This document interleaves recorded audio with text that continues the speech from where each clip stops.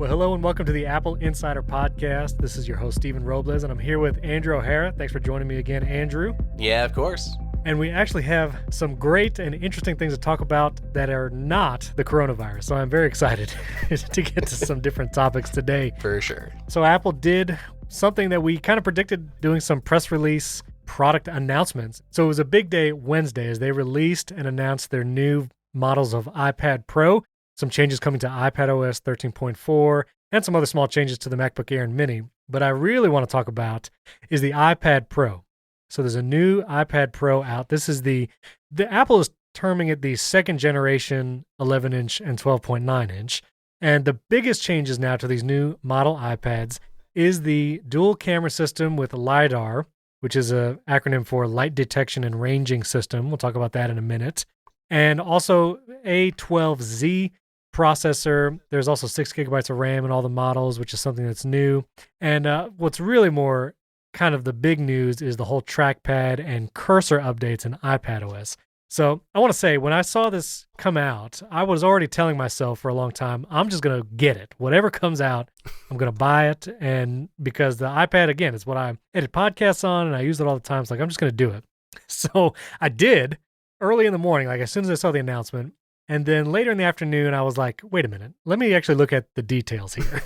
So I have the first generation iPad 11 Pro, which is the 2018 version. And, you know, if you do a lot of maybe gaming or you're actually doing some video work and AR, you know, then the new iPad has really got some stuff to offer you, especially the LiDAR thing. And so did you see that video that just came out today about what the LiDAR thing can do? It showed like the hot lava game and all that. Yeah, I saw clips of it actually last night floating around, some GIFs that were put out. The hot lava game was pretty cool. That was really neat to see. It was interesting, and I'm sure there's going to be incredible use cases for AR. Now, I've thought to myself, I have never once used the camera on my iPad currently. Just I don't use it that way. You know, I always use my phone. So the LiDAR detection would be great. It might be really useful for scanning documents. That was one of the features Apple was kind of touting, that scanning will be greatly improved. So if you, for some reason, scan a lot of paper documents with your devices, that might be useful to you. But I saw that the Magic Keyboard, and we actually had an article that I thought was kind of hilarious, that, you know, Apple releases a Magic Keyboard for iPad that's $350 during seemingly time of recession and all that. So this Magic Keyboard is I think is actually one of the big announcements with this new iPad model. It is not available yet. This is coming in May, but is a Magic Keyboard for iPad. And some of the standout features is a scissor-switch keyboard. So they're saying that the typing on this is much better. It has a actual trackpad to be used with the iPad. And it's kind of this floating model where the iPad's not kind of sitting on the keyboard like the current Folio keyboard case that Apple has, but it kind of can actually float and be adjusted to whatever angle you would like. And there's also a USB-C port on the Magic Keyboard case that can also charge the iPad when you have it magnetically attached. And it's all magnets. The iPad just sits on the stand. And then they have all the trackpad support, which we'll get to in a second. But I saw that this Magic Keyboard actually works on the old and new model. So you do not need to buy the new iPad to use this Magic Keyboard. I mean, what about you, Andrew? Is this something that you're excited about? Oh, I have a lot of thoughts on the Magic Keyboard. Yeah. I'm actually very excited about it. I really want it, and as much as it kind of pains me to shell out that much money, I feel like I'm almost going to have to do it.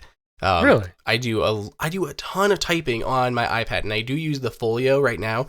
I like just how slim it is. It's not. I love the bridge, but I don't like that it's metal, and I hate throwing it in my bag where I have expensive gear, whether it's a computer, cameras, anything like that.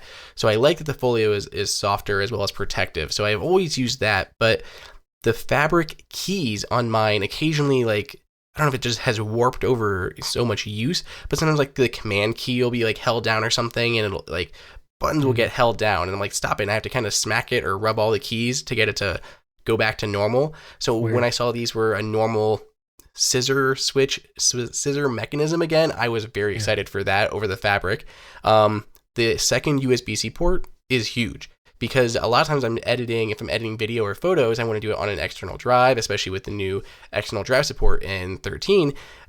But I have to use a hub if I want to charge my iPad at the same time. Right. So that was always just just an obnoxious thing. So now I can just plug in the power cable to the back where the Magic Keyboard is, and then plug in a drive onto the right-hand side, and I can edit without issue. And I think that we'll get to the cursor stuff in a little bit, but I don't want to have to carry a mouse around. It's just annoying to me to have to do that, but the cursor support is ridiculously good.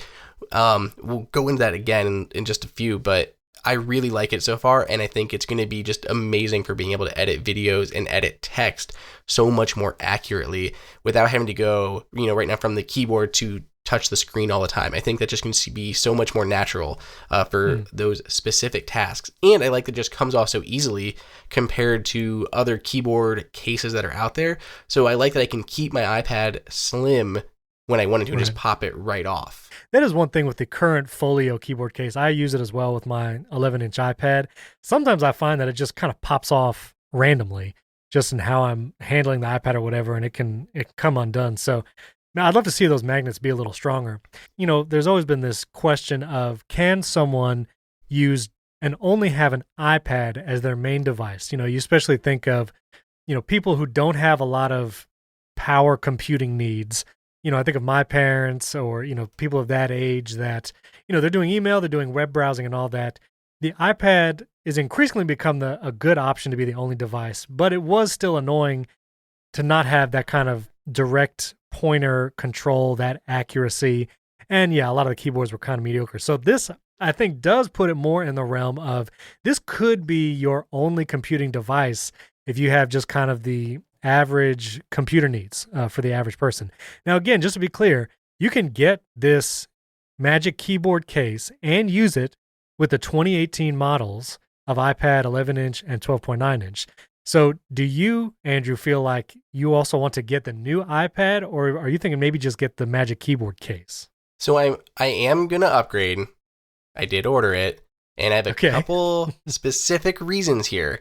So first up, video editing and some of these graphics I'm doing, like 40-some megapixel photo in RAW, the editing definitely require some heavy lifting behind the scenes. So any increase in processing power is going to be helpful. The 8-core graphics are going to be helpful. So I do like that there's obviously a new processor involved, the A12Z. So I don't know how much faster, how much more performance we're going to get, but that is definitely always going to be good. So that's number one. Two, the storage is going to be nice. This is such a ridiculous thing, but when I originally bought my iPad Pro, I was not necessarily planning on keeping it because I had the previous generation 12.9-inch iPad Pro, and I got the new one, and I thought I was just going to try it out for a little bit, and I would see that there's no real difference, and I'm like, oh, frick, this new design is just really nice. I loved it. I loved the updated. I loved everything about it. It was so much smaller than the iPad Pro 12.9 before it that I ended up just keeping it. When I bought it, I was a big old dum-dum and bought the 64 gig version. Ooh. And yep, you all already heard video editing and giant raw photo editing. Doing that on a 64 gig iPad is a huge problem. I run into it all the time. I've had to delete apps and I'm just over it. So I'm going to have to sell my old one and use that to help pay for the new one. But I'm like, I can't do that anymore. So there's a new one out now. It's been a long time I've been using this one. I think that I can easily get more storage. So I am opted for like the 512, I think, 512 gigs of storage. I do like the cameras. I actually use them quite a bit around the house, not for taking photos necessarily, but I do use the Measure app quite a bit. I do scan a lot of documents, keeping things as paperless as I can. So I use ScanBot and scan in a lot of stuff that way. Right. So I'm hoping that that'll be even better with the LiDAR sensors in there.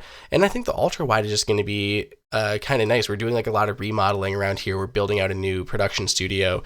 Being able to have like that ultra wide lens and the LiDAR for being able to use the Measure app for a lot of quick stuff and sketching and doing all that, I think it's going to be kind of handy. Right. So I do think that'll be a benefit as well, though not obviously a reason for upgrading on its own. I do find the LiDAR for the Measure app, I saw something that the Measure app will get some updates with this new scanner, and I've tried to use that Measure app with my iPhone. And it can be useful, just to kind of get a quick measurement of a distance. But I'm curious how much more accurate and easy to use, because right now it's a little fiddly, tapping the points and making sure you get the angle right and tapping a second point. But with the LiDAR, I'd be curious to how much faster and maybe hopefully with less user input, it can just kind of give you measurements of an area. So I'd be interested to see what you experience with that.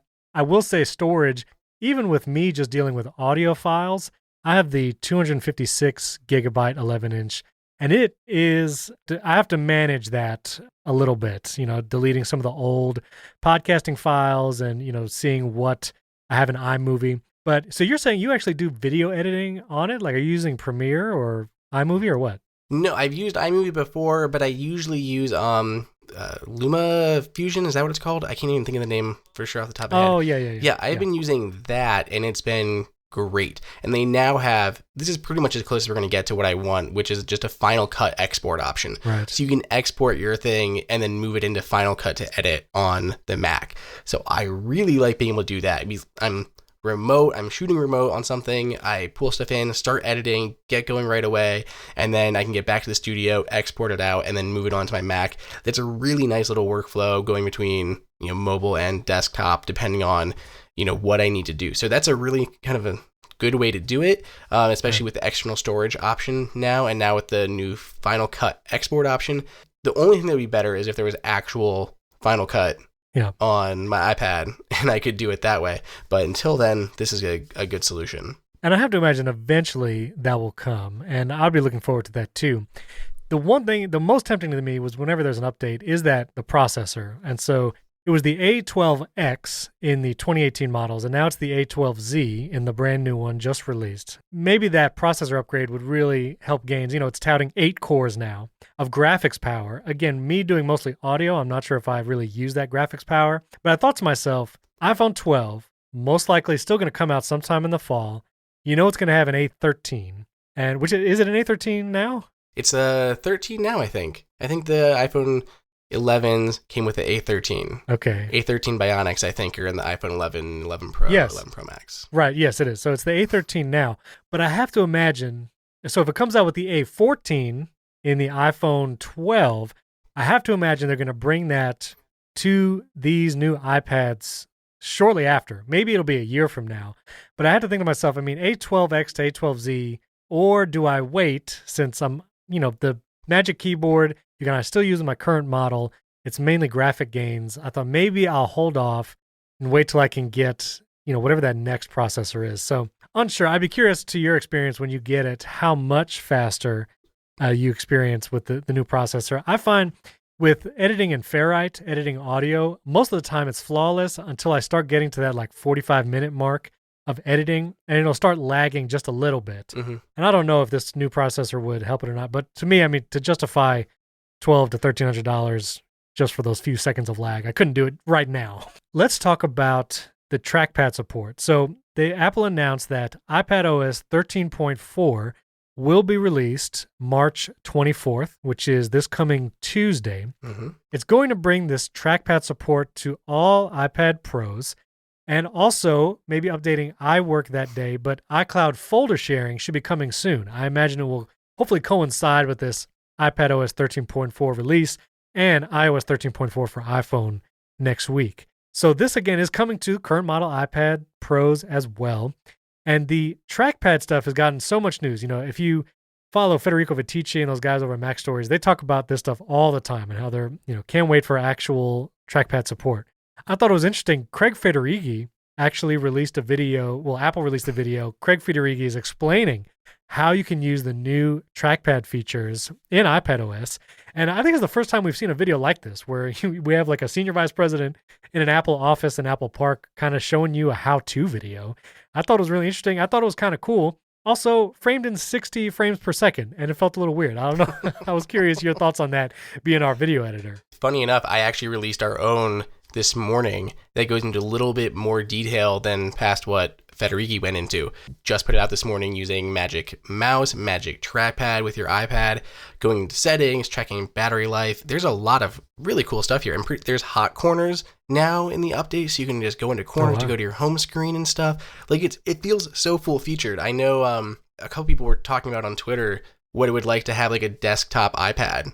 Right. And just being able, we're almost at that point now where you can dock this thing, have all your accessories plugged in, wireless peripherals, storage, multitasking, if you had a larger display, being able to have 3 apps in split view, or finally, this is the first thing I tested once I put in the 13.4 update, was using multiple displays, connecting an external display and seeing if you could move your mouse between the displays.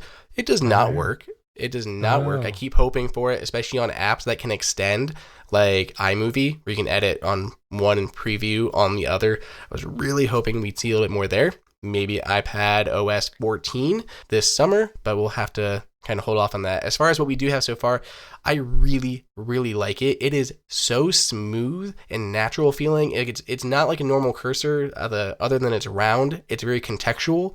So whether you're going on text, it turns into a vertical bar to very right, specifically edit text there, or going over buttons and it'll just like snap to it and morph.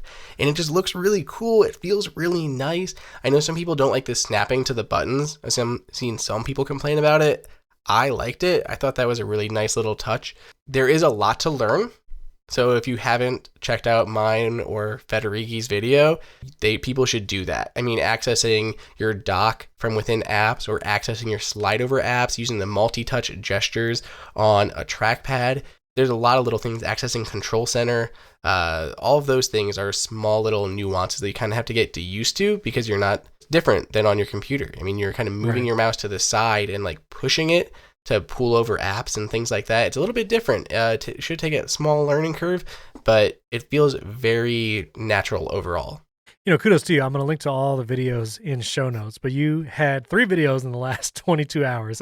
The everything new on the 2020 iPad Pro, what's new on the 2020 MacBook Air, and the latest video, like you said, how to use a Bluetooth mouse or trackpad on iPad. So go to the show notes. Definitely check out those videos. You did a great job on those. How did you feel about how Apple's video looked, though, with that 60 frames per second? I don't know. That was just an odd choice, to be honest. Like, I was just confused. Like, I don't know. It almost looked like smooth motion was on. Yeah, I always shoot in 24. Well, sometimes I shoot higher, but then, export it at 24. A little more cinematic. I don't know. I hate the smooth motion stuff. It just really was an odd choice. Like, yeah, it feels like someone just left it on or something by accident. No one thought about it. I don't know. Anyway, we'll check out those videos. Yeah, super interesting. Yeah, I'll be curious to use it. So you can pair any Magic Mouse or Magic Trackpad, at least, the newest generations, with the iPad. Is that correct? They all work? Yeah, it's Magic Mouse, Magic Mouse 2, Magic Trackpad 2, and I think it's other Bluetooth accessories as well. They just may not have the gestures and stuff built in, but I think other Bluetooth peripherals will work just like any, Bluetooth keyboards will work. I'm curious if companies like Bridge and Logitech will be able to make some of these for the new iPad Pro. And I'd be curious if they're Bluetooth style. Do you have to pair a trackpad and keyboard separately? Even if Logitech or Bridge sell it as one case, will it have to be 2 devices that are synced, or will Apple allow just kind of you to sync the Bridge keyboard case as one thing and it works with both keyboard and trackpad? I'd be curious how that's actually going to work. Did you have any experience with that kind of thing? No, not yet. That's a good question for sure, because I don't know how that's going to work. If you're using like the Smart connector, that's one thing, but going actual Bluetooth is completely different. And Logitech already released some. Right. Like yesterday, they already threw some out there that work with other iPads, right? Just iPad. Right, the regular iPad. Not the iPad Pros. So you'll still be able, if you don't have an iPad Pro and you don't want to spend that much on the Magic Keyboard, you have those other options available already from Logitech. Bridge has already, announced theirs. Theirs do connect separately as 2 separate devices, the keyboard and the trackpad. And they're also selling a standalone trackpad that you can use with iPad. They've already announced that before this cursor support is official, so that's going to, I'm sure, be great for them. It's going to make it a lot smoother, because I tested it out at CES, and it was a little laggy at times, which is just Bluetooth in general. It's not their fault, and I think the way that they've actually implemented this, it should be a lot smoother, and as well as a lot of new features, many more features than what Bridge was already planning. So I'm at Bridge's website, and they say that there's the new Bridge Pro Plus with trackpad, and it is $230 for the 12.9 inch, $200 for the 11 inch. So that's a full $100 cheaper than Apple's option. What did you think about that price point, by the way, of the Magic Keyboard? A little prohibitive, to be honest. I mean, $200 like Bridge is selling seems like reasonable, but I mean, I get it. It's a backlit scissor keyboard with a trackpad, plus this magnetic floating deal and the USB-C port. Yeah, I don't know. I mean, if you're getting it and going to use it as a dock, like on your home office, that would kind of be interesting. Obviously it's made to be portable, but it'd also be kind of nice if you could just take your iPad with you on the go, and then when you get home, you just put it on the dock. Yeah. Maybe you have a USB-C hub already connected to the Magic Keyboard case, and you have a bunch of devices there. That'd be interesting, but it does seem like an Apple price point. Like, it seems pretty expensive, especially $350 for the 12.9 inch, especially when the folios were like $130, $150. I don't know. I'm sure a ton of people are going to buy them anyways, but it is a little niche, I know. On one hand, I think it's what, $179? Is that what the 12.9 inch iPad smart keyboard folio goes for? I thought it was like $179. Yeah. Okay, so if I'm looking at that compared to this, it obviously has to be more expensive. And like you said, we're adding backlit keys, scissor switch mechanism, trackpad, the USB-C hub, or more or less a hub, an extra port there on the back. Requires no battery to charge, connects over a smart connector, and you have the floating part is, I don't care that it floats, but I like that it's infinitely adjustable to whatever angle that I want. That was my problem before, is like the two angles that you had were kind of obnoxious. Like, they weren't necessarily what I needed all the time. So being able to move it so much more freely is going to be really nice. So you add all of those, like, okay, is that worth the $170 difference? I go back and forth between like, okay, that is a lot of stuff that you're getting over that, so I can see why it's going to be a lot more. Right. Also, like you said, an Apple price point, they're not looking to make necessarily the one that everyone's going to buy, the mass market option. They're looking for, this is the flagship one. This is what it should do. This is like the top of the line option. There are budget options out there. You can use any Bluetooth mouse and keyboard that you want if you'd prefer to do that. But this is what we think a keyboard should be. It's got a stupid price with it, but this is what we think it should be. So I kind of think that's like where they're going. So I kind of understand it from that mark. It's still expensive, and it almost like hurts. Like, oh no, not only do I have to buy an iPad because I need more power and more storage, but it also, Wi-Fi 6, by the way. I'm happy for that. That's a big thing too. Yeah.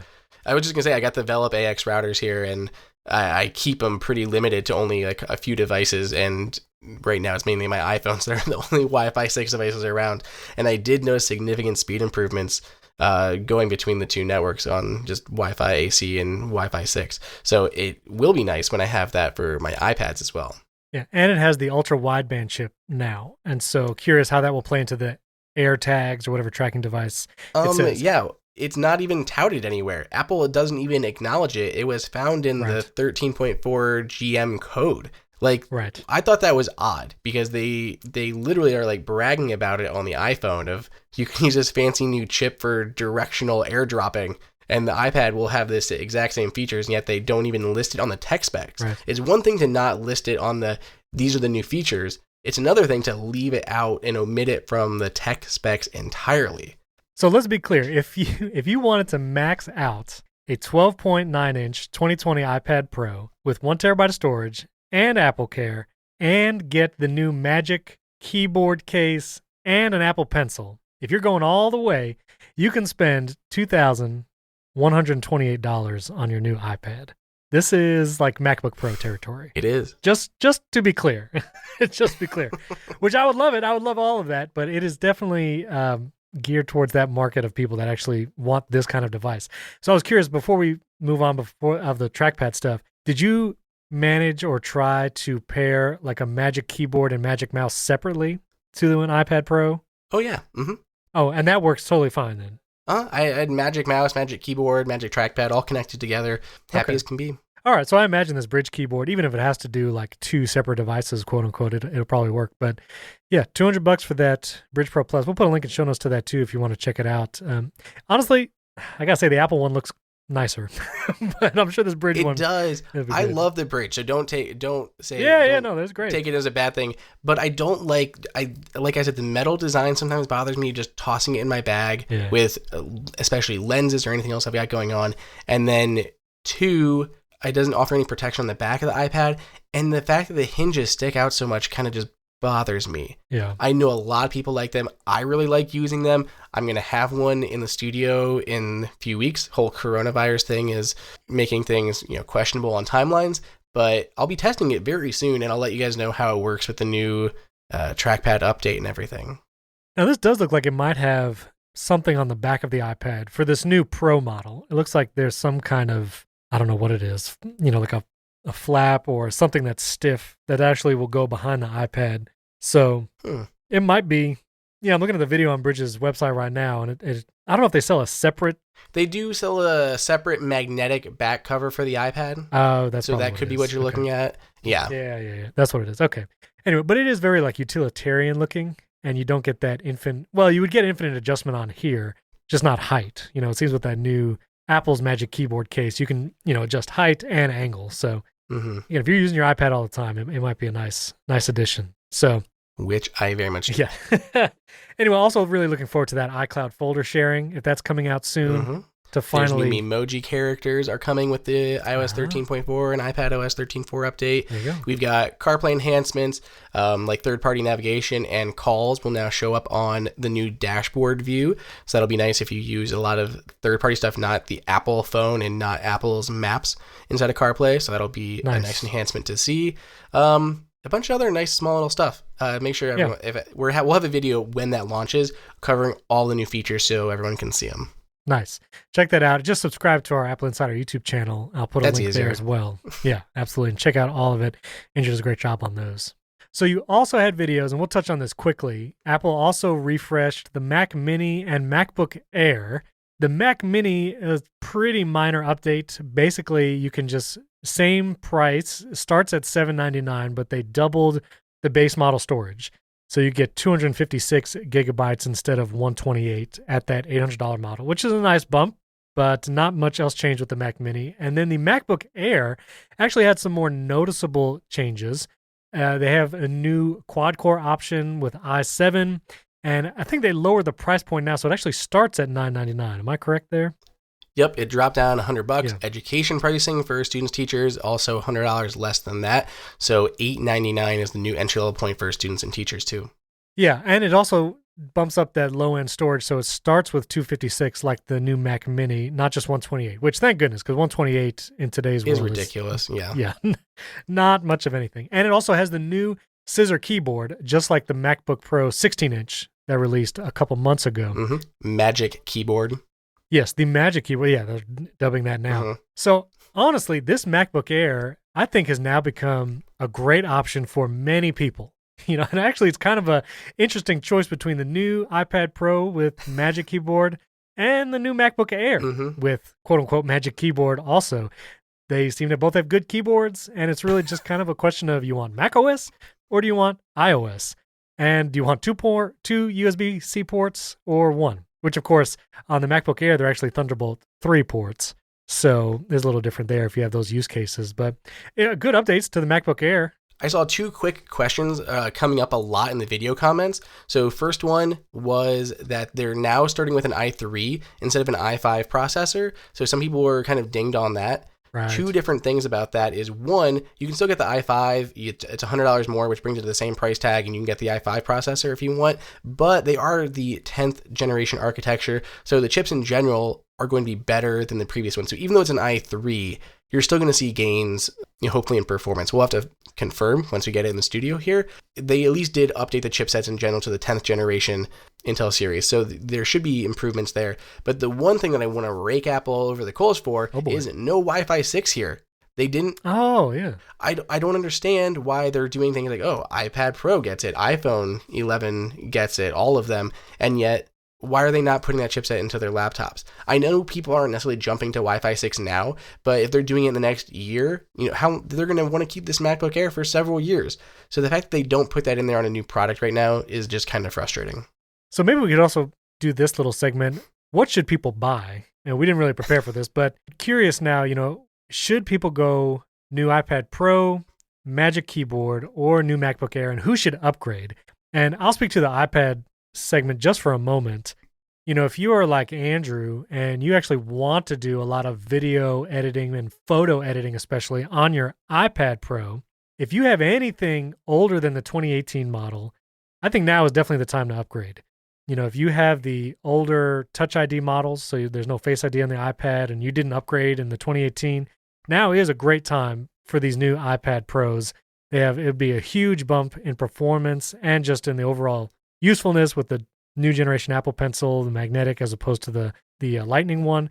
So if you have those kinds of needs and you have an iPad older than that 2018 model, I think now's a great time to upgrade. If you have that 2018 model like myself and don't do a lot of video editing or photo editing, I think that 2018 model is still good for a little while, especially if you want to try that Magic Keyboard with Trackpad, you can still do it. So I would, that's up in the air. It depends how much you use it, how heavy is your use in video and photo. Now on the laptop side, and I'd love to hear, Andrew, your thoughts on all of this in a moment. On the laptop side, if those keyboards bother you as much as it does many people, and this is very split. Some people just cannot stand the butterfly mechanism. And just if you have something from 2017, 2016 or earlier and you hate that keyboard, this MacBook Air is a great choice. I'm always in favor of, get the i5 at least, maybe i7, especially if this is your main device. But if you already have a desktop or an iMac and you're just kind of looking for that portable, I think this MacBook Air is a great choice.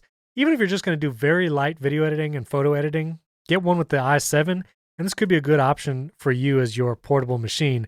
And I think for college students heading into that 2021 year, well, who knows how much online learning there will be as opposed to in-person learning in the near future. But I think a souped-up MacBook Air, this 2020 model, might be a good option, especially for that college-age student. There's a lot of now comparisons and stuff to do. Like, one, should you upgrade to the new Air or should you upgrade to the new iPad? And then it's like, okay, should you pick one over the other? There are so many different routes to go through, and I swear I'm not trying just to tout future content endlessly, but we have all these I'm working on literally all of these in text and video form, so there'll be a lot more in-depth kind of analysis on which way different people should go. But in general, I think the iPad right now is phenomenal. I think they've done so much in the last few years in making it more productivity based. This is a random point update. Like, this is just in the midst of 13, and we have this huge update with the iCloud folder sharing. We have the new cursor and wireless peripheral support. This is crazy, and we're about to get iPadOS 14 in just, a few months. Beta is only a couple months away, and then full release this fall. It is such a capable product at this point. I think for a lot of people, the iPad is where it's at. I think it's a great device because you can do so much more. In some ways, you can do much more on it than you can on the MacBook Air. I think a lot of people are going to use it for gaming and messaging and everything else, and it makes so much more sense than having to have a computer. I think a lot of people will be happy with it. If you have that 2018 iPad Pro, you likely don't need to upgrade, especially until we see what those processor gains are. If you're already pushing it, we'll have to see how that actually plays out. But I think that's kind of if you're with that 2018 Pro like you are, I think that's kind of a cool spot to be in, because you're not buying a new one, and you're like, oh, well, I'm not buying a new one, so $300 on that Magic Keyboard isn't as huge of a drop compared to buying a whole new one plus the Magic Keyboard. So I'm kind of a little bit envious that you only have to spend $300 if you want to upgrade to that Magic Keyboard. Versus me buying everything new again. So that's a decent spot to be in as well. Between the two, I think a lot of people will be happy with going with the iPad. If you want just the more traditional experience, or you want a laptop for specific reasons, you want additional ports on there, you don't have to worry about the touch interface and all that, and you want to run specific apps and everything, the MacBook Air, that is a great upgrade for dropping the price $100, faster, better keyboard, more storage options now. That is a good upgrade. So I'm very happy with that. I've been pushing a lot of people towards the Airs instead of the Pros because a lot of people just don't need it. I mean, they're so capable now. It's more than enough power for day-to-day tasks. Unless you're specifically doing something that you're running into bumps like video editing or higher-end photo editing, that MacBook Air, it's a great device to pick up. Now, I will say, you talk about processor power. The new iPad Pro will probably feel much faster than the MacBook Air in many regards. And so, as you were talking, I was thinking these ARM Macs that have been rumored, even possibly by the end of 2020, now I'm almost hesitant to say, this new MacBook Air looks great. It might be even better, this exact model with an ARM chip from Apple, just performance-wise. Then you don't have to think about i3, i5, i7, and all that. So as you were saying it, maybe really consider the new iPad Pro just for the performance gains. And if the Files app in iOS 13.4 is greatly improved, less buggy, and does the folder sharing well, then yeah, I'd be hard pressed to justify the MacBook Air, especially with all the USB-C docks. I have the Hyper USB-C docks for both my MacBook Pro and iPad. Those are great. You can get your HDMI, double USB-C ports, regular USB-C, SD card slots, all in like one kind of dock device. And the iPad Pro can have just as many connectors as a MacBook Air. You're gonna have to get dongles either way. So it's not like there's some huge benefit to having two USB-Cs as opposed to one. Something to think about. Yeah, I'm glad you made it so much easier by throwing in the fact there's possibly ARM-based Macs coming in the future. So thank you for simplifying it for everyone. Honestly, I mean, it's tough because I'm really looking forward to this ARM switch. I do think especially the MacBook Air line is going to be greatly improved by having an Apple chip inside. Whatever growing pains come from software incompatibilities at first and having to virtualize certain things, I don't know. I still think performance and battery life gains are going to be a big deal. And again, because that's the huge benefit on the iPad. Like, think about the battery life on the iPads now is incredible. Like, oh, it's great. Never have to worry about. Yeah, even if I forget to charge it, and I look at that battery symbol and it's like at a half or a little less, I'm never worried about making it through the day. Nope. I know it'll be fine. Any MacBook Air, especially, and even I have the 16-inch MacBook Pro now. If that battery's at half at the beginning of the day, like, all right, well, I'm going to have to sit near a socket somewhere because it's not going to make it. So just that benefit, especially if you're on the go, you're commuting, and you're going to be using it in different meetings on the go, man, that iPad battery life alone, and which I think is going to come when ARM comes to the Mac. I think you might have that same feeling for a MacBook Air running ARM. So we'll have to see. That does kind of complicate things. But if you can hold off on buying a laptop specifically, if you're looking at iPads, then you're fine. Then it doesn't matter. Yeah, iPad's great. This is new. iPadOS 14 coming down the line. I think there's going to be a lot of big improvements there. So if you're looking at iPads, this is still an easy decision. Right. Going with the newer iPads. If you're looking at the Macs, it makes it a little bit more complicated. We don't know what the timelines are going to look like or what the transition is going to look like. So that's a little bit up in the air, but yeah. I don't know. I think the battery life, looking at just around that $1,000 price point between editing on a MacBook Air and on an iPad, I would rather edit video on an iPad or even photos on an iPad any day. Yeah. Battery life and performance are going to be better. Now with trackpad and mouse support, it's just bonkers. It's going to be so much better.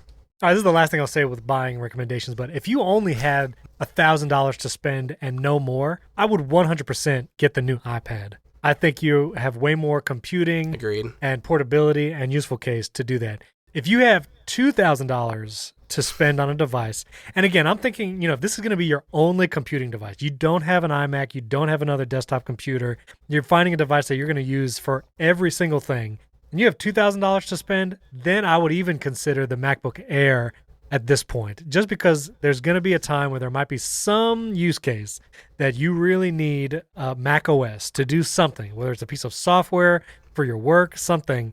I would then consider going with that MacBook Air over the iPad. But that's I'd consider it. Those use cases are they're hard to predict. Right. But if it's your only computing device, it's hard to give up the fact that you can lay in bed or on the couch or something and use the iPad. It's so much easier to read on. I'd much rather read on an iPad than on a Mac. Like trying to lay on a couch with like a Mac or something sideways. I don't know. If it's my only computing device, I'm going iPad. That's all I'm saying. Yeah, fair enough. All right, we have to talk about WWDC 2020.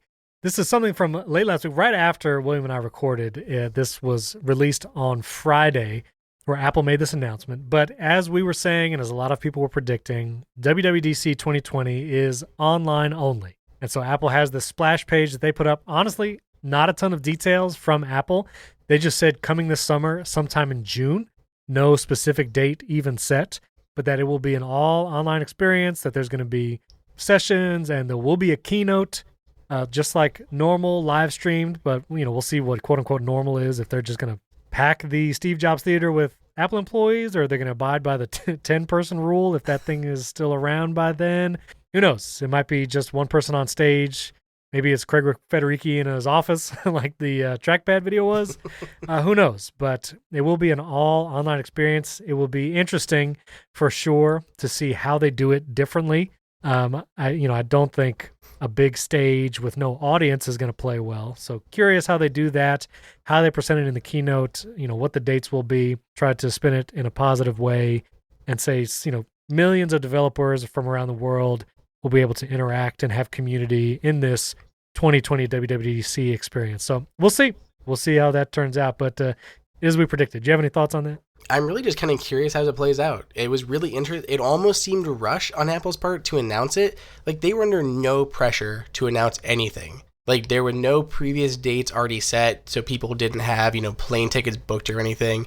And yet they seemed to push it out without any real information other than it is online. And they announced that they're going to be putting a lot of money into the community for the money that's going to be lost by not having the conference. Right. I've gone to a few WWDCs, and I am a little disappointed because a lot of it is talking to people, talking to the engineers, talking to developers. There's a lot of meetups around the city, in after hours. So there's a lot of stuff about the conference that's going to be lost going to online. And I'm curious we're doing this year. How is next year going to play out? Are they going to do it again online next year? I mean, that's got to be a cost savings for Apple not having to do all that, but they do lose out on a lot of the hands-on stuff. Or are they going to do a combination next year and do more online combined with the in-person stuff? Because they've kind of outgrown the in-person thing in general. Like, the tickets are always unavailable. So right. I'm interested to see how it kind of evolves. Yeah, I'd be curious to know, and this is something that it'd be curious with businesses all over, how this working remotely, working from home, how they conduct meetings at businesses, how it will change going forward. There are going to be a lot of companies that realize, this meeting could have been an email or it could have been a Zoom call. And so, be curious how they do it in the future. Their splash page, which is still up and unchanged since last Friday, it does feel a little slapped together. Sometimes Apple can be quirky in their graphic design and how they're theming it, but this does seem a little off the cuff for sure. Obviously, they planned it. It wasn't just like that morning they decided to do this. But definitely a lack of details. And the only expectation people had was, usually WWDC tickets went on sale this time March. So, to Friday, March 20th, that would have been kind of when everything happened. So that was the only expectation people had. But like you said, there was no actual deadline. It was just kind of that unspoken expectation for them announcing it. So we'll be curious to see. Again, no dates, just sometime in June, WWDC will be happening, all online. And so I don't want to spend a ton talking about the C word, as you would say. You can get that news everywhere else. But a couple things that are interesting. We had an article that went up Thursday talking about some free apps and things to do from home during the social distancing. And so I'll link to that in show notes. And also Conan O'Brien, he's the American comedian. He has a show on TBS. He's actually going to produce his new shows next week with an iPhone. And so, really limiting the production team and who's actually involved. So he's going to be filming them on iPhone and delivering them that way. That was kind of interesting. We'll be curious how that goes. And also, all Apple stores here in America are closed. No physical Apple retail locations are open and available. And, I didn't think that was that big of a deal. But then, this is a side note, when everything started happening, I started using my iPhone with no case because I wanted the ability to clean it often and wipe it down. And then I thought to myself, I have Apple Care, and usually it would be like, a 2-day process. I can go in and get a new one. But now that's not the case. I'm not sure if I drop my phone or if you need to do Apple Care. I don't know if they will ship something to you and you ship yours back. I imagine they would have some kind of system like that, but not as easy as just making a Genius Bar appointment for the next day and going in and getting a replacement. So having the retail stores closed, might impact you, especially if you need some Apple Care support, which you did last week. And this was going to be kind of a big part of today's show, but with all the news that came out with iPad Pro, kind of got knocked down. But I don't know, maybe if you could just kind of briefly tell us, you had some experience with your Mac Pro, and maybe you could tell us what exactly went wrong and kind of where the status is now. We'll keep everything short. Everyone can go read about it and get all the details. But essentially, there seems to be some quirkiness and issues getting the Mac Pro serviced through Apple tech support channels for the time being. People don't seem to be able to communicate correctly about it. There are special teams involved, and things get very fuzzy very fast. So we just had a basic issue with connectivity stuff, not really talking to the Bluetooth peripherals and other problems like that. So we started off with like the normal trying to go through a chat route, which is always free. You have a question, just chat with them through messages. Cool, done. Except for the chat person, I don't know, trained to talk about the Mac Pro. So she had to get me to a phone call. So she sets up a phone call. They call me. The person who calls is, again, not the person on the Mac Pro team and can't help me.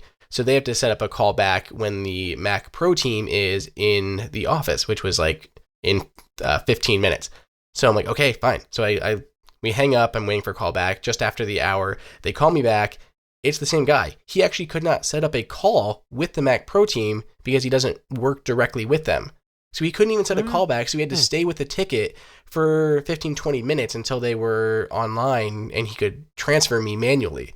So just another weird process there. So I talked to the Mac Pro team. He, again, even though he's on the Mac Pro team, he still seemed kind of unsure on how the Mac Pro operated and where things were. He starts like telling me to do things. Halfway through, he's like, you know what? This sounds way too complicated for a consumer to do. Don't do this. And like stopped halfway through, which is, again, just odd. Like he's reading through this script of what to do without seemingly all the training necessary. And then it got elevated to going into the Genius Bar. I take it in. The first tech is like the the actual tech, and he's just getting some basic information from you. He's trying to find the serial number and he couldn't find it on the machine. He didn't know where to look. And he's like, well, we'll just get it once we turn it on, and, wandered off again. Then the actual tech, the actual Genius came out, and their basic power cable is the normal white one that would just go to other, just a standard, like, I can't think of what they call it, like a kettle cord or whatever. Oh, yeah. She tried to connect it and it wasn't supplying enough power to the Mac Pro. So she unplugged it, and then she tried to turn the Mac Pro on with just a USB-C power brick from a MacBook Pro. That's weird. I know. I'm like, even to the point of like, just, you should know that a MacBook power cable is not going to turn on this giant tower.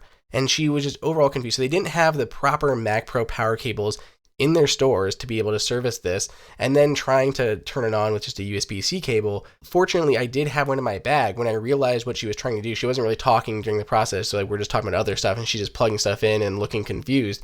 Eventually, when she plugged in the USB-C cable, I was like, I do have my cable I brought with me. They always try to use theirs just to kind of rule out any cable issues or whatever, but right, it just seemed like a mess. It just did not seem like they were prepared to handle the basic things.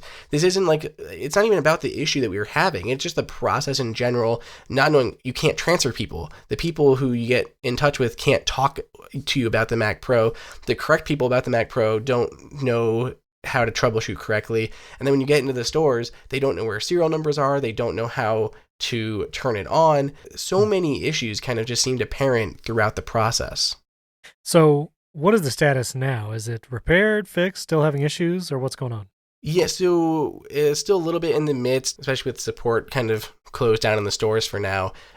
We do have it back. We're still seeing some issues. We did some restores. They did a lot of more testing and sent some stuff over to the engineering when it was checked in to the Apple store. So we're still kind of waiting on some processes throughout that. It seems a little bit better. We never got a firm answer on kind of what's in general going on.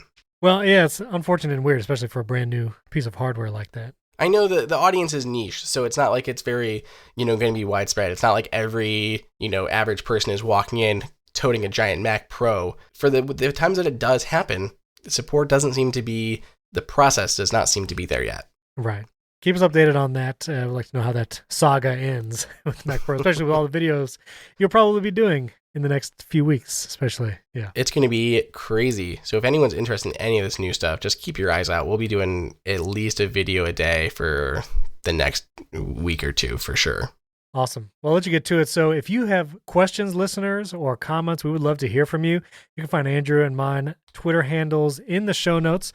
You can also email us there and comment on the post as it goes up. We'd love to hear your thoughts on that, or questions that we can answer here on the podcast. Love to do that. Check out the videos that Andrew has produced. There's links to those in show notes, as well as the AppleInsider YouTube channel. And if you could give us a 5-star rating and comment in Apple Podcasts or on iTunes or on the podcast app on your Mac, we'd greatly appreciate it. Thanks for joining us this week, and we'll catch you next time.